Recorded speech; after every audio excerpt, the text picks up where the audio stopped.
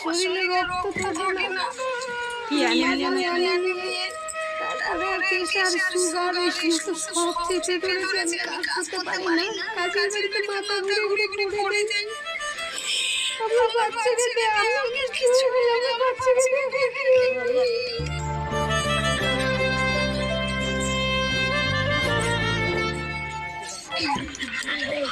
কত বয়স না মানে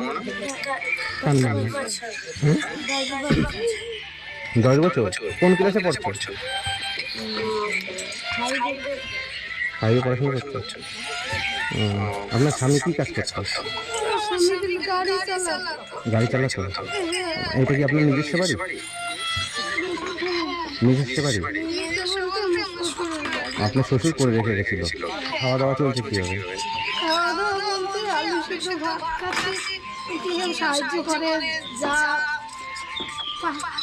যা দেয় যখন যা দেয় তাই। মানে কেউ কিছু সাহায্য করলে সেটা আপনি নেন, তাই তো?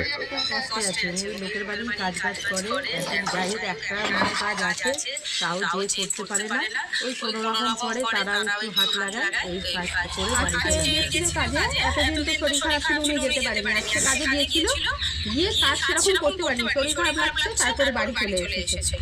কাজ করতেও পারছে না, কাজে গিয়ে কাজ করবে, আর 3-4টে কাজ সময় পড়েছিল।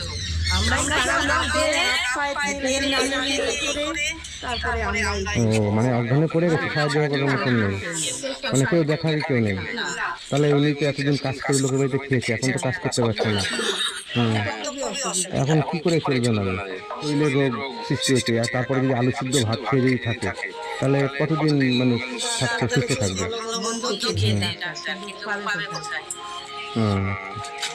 খুবই কষ্ট না? এখন কি আর কাজ